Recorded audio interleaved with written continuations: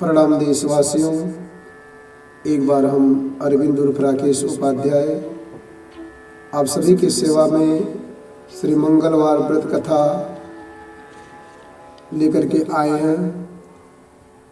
अगर आप हमारे चैनल से नए हैं तो मेरा आग्रह है आप हमारे चैनल को सब्सक्राइब करें, वीडियो को लाइक करें, कमेंट बॉक्स में अपना आशीर्वाद दें। सज्जनों, मंगलवार का व्रत मारुति नंदन श्री हनुमान जी का व्रत है। ये सब प्रकार से दैविक भौतिक सुखों को देने वाला है, रक्त विकार नष्ट करने वाला, आत्मशक्ति विकास, राज सम्मान प्राप्ति तथा संपूर्ण मनोकामनाओं को सिद्ध करने के लिए मंगलवार का व्रत किया जाता है। श्री पद्म पुराण में मंगलवार के व्रत तथा कथा को विस्तार पूर्वक वर्णन किया गया है। श्री गणेशाय नमः। श्री मंगल मूर्तये नमः। श्री गुरु चरण कमलेभ्यो नमः।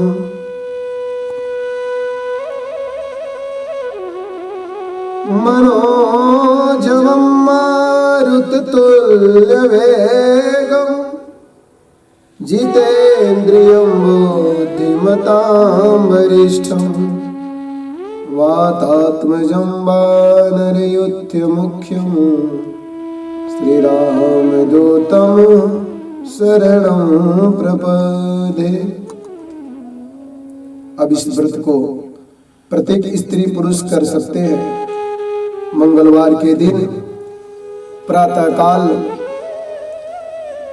उठ करके स्नान करके शुद्ध आसन लगा करके अपने घर के आसपास सुंदरता का ध्यान रखते हुए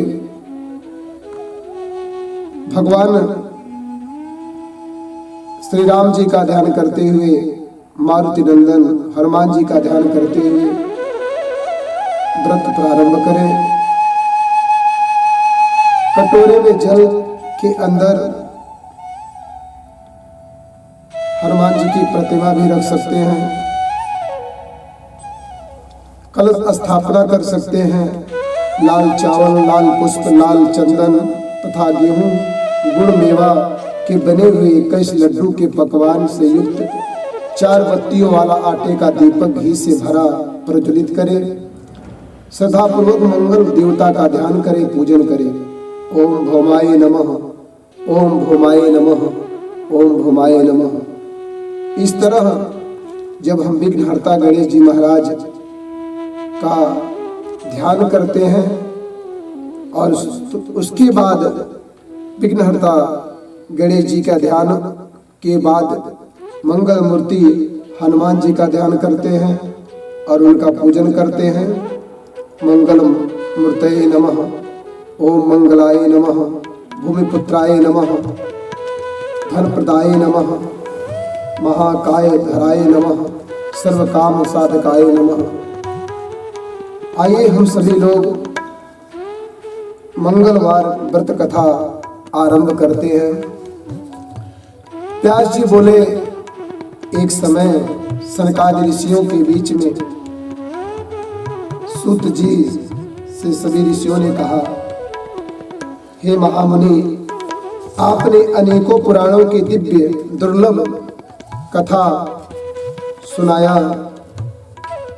अब कृपा करके कल काल की अल्प आयु भोगी मानव जाति के हित साधन के लिए सरल, प्रभावशाली एवं तत्काल फल देने वाला व्रत की कथा सुनाइए, जिसकी अकाल मृत्यु, दरिद्रता, रोग, सर्प भय, शोक, अपवित्रता तथा अज्ञानता आदि दूर होकर भगवान भक्ति, धार्मिक एकाग्रता, पवित्रता प्राप्त होकर मन को शांति मिले।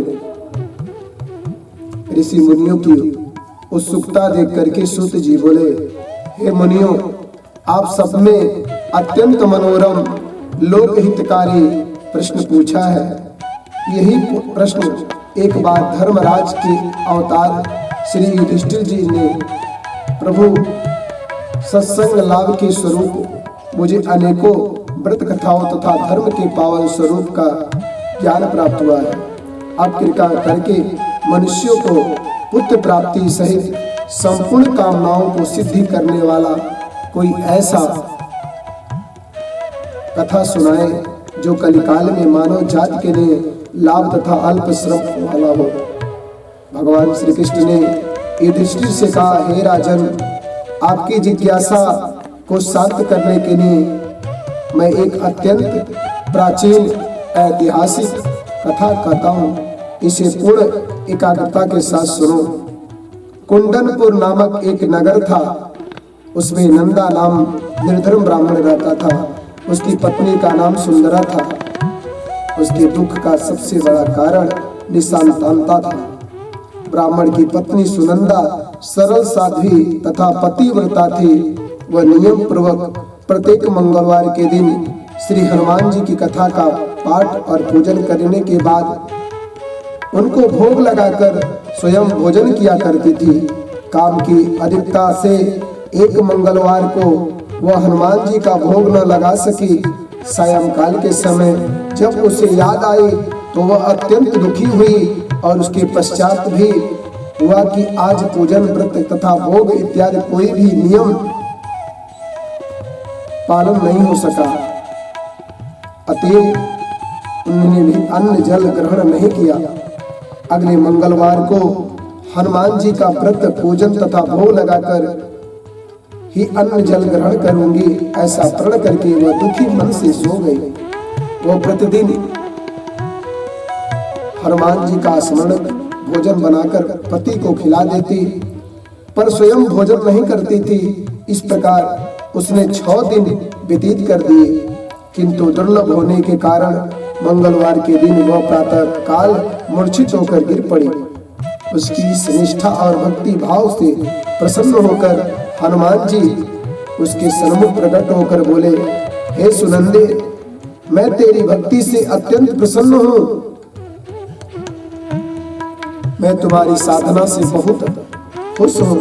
कोई वरदान मांग लो, आपकी सारी अभिलाषा पूर्ण होगी और तुझे ऐसा कन्या रत्न की प्राप्ति होगी जिसके अष्टांग तुझे प्रतिदिन सोना दिया करेंगे।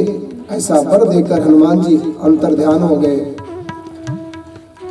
श्री हनुमान जी की कृपा से वह ब्राह्मणी तथा समय से गर्भवती हुई।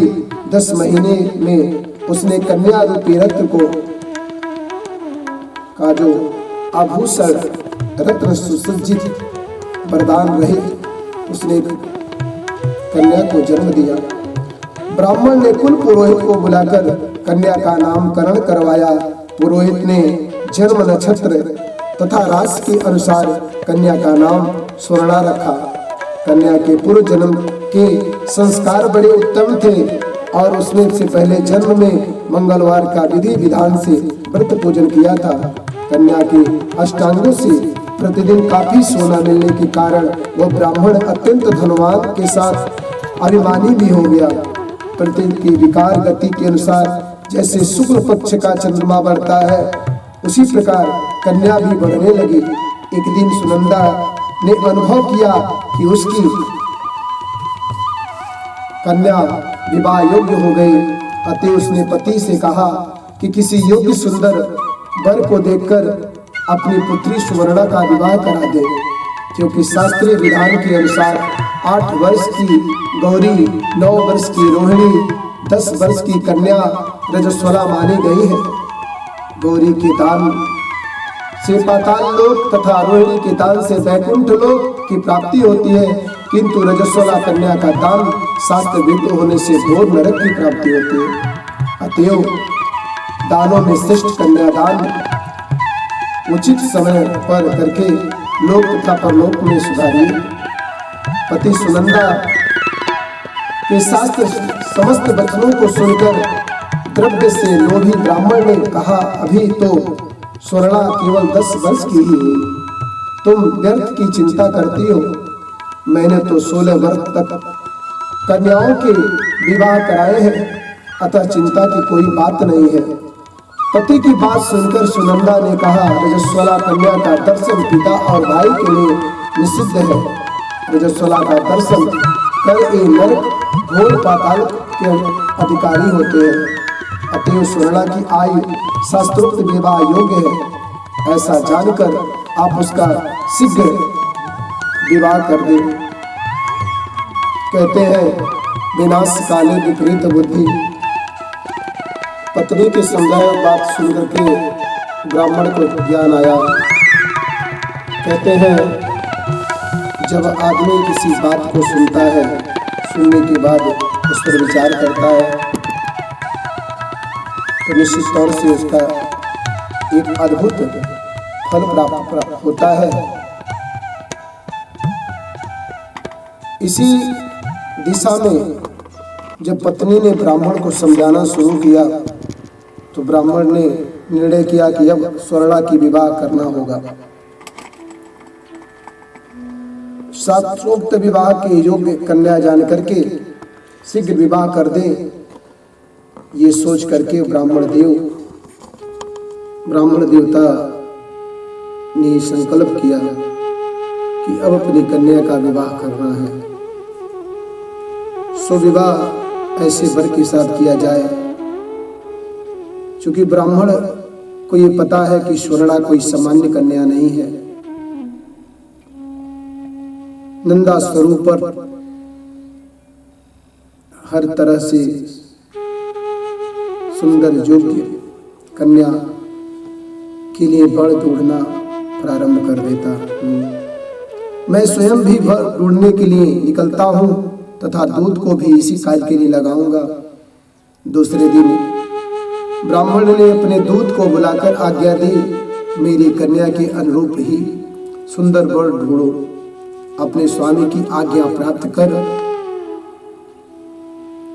उस दूत ने वर ढूंढना आरंभ कर दिया। शीघ्र ही उसे एक ब्राह्मण कुमार दक्षिणावर्त में मिल गया। वह सुंदर योग्य तथा ब्राह्मणत्व में से संपन्न दूत ने अपने स्वामी को सूचना दिया तो नंदा ने जाकर स्वयं भी अपने भावी दामाद का निरीक्षण किया। उसे सब प्रकार से योग्य पाकर नंदा संतुष्ट हो गई और शीघ्र ही अपनी सुवर्णा की विवाह उस ब्राह्मण कुमार के साथ करके कन्यादान में नंदा ने सब प्रकार से अपनी कन्या को धन धान्य दिए।